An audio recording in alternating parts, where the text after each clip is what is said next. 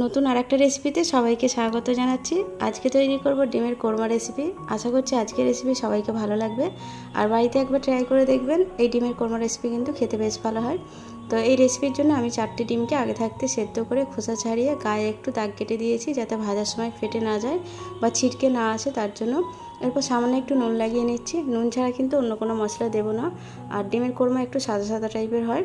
তো নুনটা মাখিয়ে নেওয়ার পর এই ডিমগুলোকে সাইডে রেখে দেবো। রেখে দেওয়ার পর আর একটা মশলা রেডি করে নেব।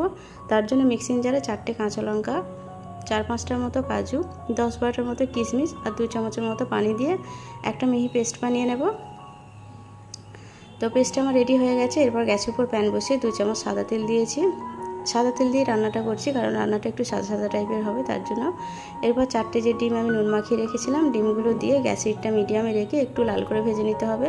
খুব বেশি লাল না, হালকা একটু লাল করে ভেজে নিলেই হবে। ডিমগুলো ভাজা হয়ে গেছে। এরপর একটা একটা করে তুলে নেব আর এই তেলেতেই রান্নাটা করে নেব। তো আমি 2 চামচের সাদা তেল দিয়েছিলাম, বড় একটা চামচের দিয়েছি। তো তেলটা চাইলে আপনারা বাড়িয়ে কমিয়ে নিতে পারেন। তো চাইলে একটু বাড়িয়েও দিতে পারেন, আবার সরষের তেলও করতে পারেন। এরপর ওই তেলে একটা তেজপাতা, 2টো মুখ ফাটানো এলাচ, একটা ডালচিনি স্টিক আর 4টে হচ্ছে গোটা গোলমরিচ দিয়ে হালকা একটু ভেজে নিতে হবে। আর গ্যাসের হিটটা কিন্তু মিডিয়ামে রেখেই কাজটা করছি। হালকা একটু ভাজা হয়ে গেলে এতে দিয়ে দেবো 2টো মিডিয়াম সাইজের পেঁয়াজ বাটা। তো আপনারা চাইলে পেঁয়াজকে ছোটো ছোটো করে কুচিয়েও দিতে পারেন, তবে বেটে দিলে কিন্তু গ্রেভিটা খুব ভালো হয়, খেতেও ভালো লাগে। আপনারা চাইলে ছোটো করে কুচিয়েও দিতে পারেন। এরপর পেঁয়াজটা দিয়ে একটু নেড়েচেড়ে কষিয়ে নিতে হবে, যাতে পেঁয়াজের যে কাঁচা গন্ধটা আছে সেটা দূর হয়ে যায়। আর গ্যাসের হিটটা মিডিয়ামে রেখে পেঁয়াজটাকে খুব ভালোভাবে কষিয়ে নিচ্ছি। কষিয়ে নেওয়ার পর পেঁয়াজটা যখন ভালোভাবে কষানো হয়ে যাবে আর একটু তেল ছাড়া ছাড়া মতো হয়ে যাবে, তখন এতে দিয়ে দিতে হবে আদা রসুন বাটা। তো আমি একটা বড় সাইজের চামচের 1 চামচের মতো আদা রসুন বাটা এতে দিয়ে দেবো। এটা দিয়েও কিন্তু ভালোভাবে কষিয়ে নিতে হবে, যাতে আদা রসুনের কাঁচা গন্ধটা দূর হয়ে যায়। তো আদা রসুনটা দেওয়ার পর কিছুক্ষণ কষিয়ে নিলেই দেখা যাবে যে আদা রসুনের কাঁচা গন্ধটা দূর হয়ে গেছে আর এই মশলা থেকে একটু তেল ছাড়া ছাড়া অবস্থা হয়ে গেছে। এই পর্যায়ে এতে দিয়ে দিতে হবে যে মশলাটা আমি আগে থাকতে রেডি করেছিলাম, সেই মশলাটা, মানে কাঁচা লঙ্কা আর কাজুর যে পেস্টটা আমি মিক্সিতে বেটেছিলাম, সেই পেস্টটা দিয়ে দিতে হবে।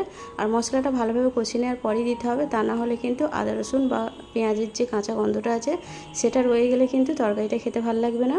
তো ভালোভাবে কষিয়ে নেওয়ার পর আমি ওই পেস্টটা দিয়ে দিলাম। পেস্টটা দিয়ে গ্যাসের হিটটা একদম লো করে দিতে হবে, যেহেতু এতে কাজু দেওয়া আছে, নিচেটা ধরে যেতে পারে। তো ভালোভাবে কষিয়ে নেওয়ার পর এতে যে বাকি শুকনো মশলাগুলো আছে সেইগুলো দিতে হবে। তো এই ডিমের কোরমা রেসিপিতে কিন্তু খুব বেশি শুকনো মশলা লাগে না, আর খুব বেশি শুকনো মশলা দিলেও কিন্তু এই রেসিপিটা খেতে ভালো হয় না। তার জন্য সামান্য একটু লাল লঙ্কার গুঁড়ো কালারটা আসার জন্য, আর সামান্য একটু জিরে গুঁড়ো আর সামান্য একটু ধনে গুঁড়ো দিয়েছি। আর মিক্সিং জারটা দিয়ে সামান্য একটু পানি দিয়ে ভালোভাবে কষিয়ে নিচ্ছি। তো প্রত্যেকটা গুঁড়ো মশলা কিন্তু 1/4 চামচের মতো দিয়েছি, খুব বেশি না, মানে হাফ চামচ দিলেও হবে না, যেহেতু আমি 4টে ডিম নিয়েছি, পরিমাণটা একদমই কম দিয়েছি। আর মশলার পরিমাণটা কমই দিতে হবে, তা না হলে কিন্তু এই রেসিপিটা অতটা ভালো লাগবে না, অনেক বেশি রিচ হয়ে যাবে।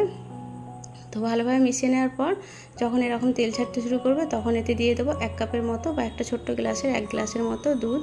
তো যে কোনো দুধ দিলেই হবে। তো দুধটা দিয়ে ভালোভাবে কষিয়ে নিতে হবে মশলার সঙ্গে। তো চাইলে কিন্তু দুধের পরিমাণটা বাড়িয়ে দিয়ে গ্রেভিটা একটু বেশি করে নিতে পারেন, মানে ঝোলটা একটু বাড়িয়ে নিতে পারেন। আমি যেহেতু 4টে ডিম দিয়ে তৈরি করছি, তার জন্য একটু মাখা মাখা টাইপেরই করছি। এরপর ভালোভাবে মিশিয়ে নিয়ে এতে ভাজা ডিমগুলো দিয়ে দেবো। ডিমগুলো দেওয়ার পর এটাও ভালোভাবে মিশিয়ে নিতে হবে ডিমের সঙ্গে।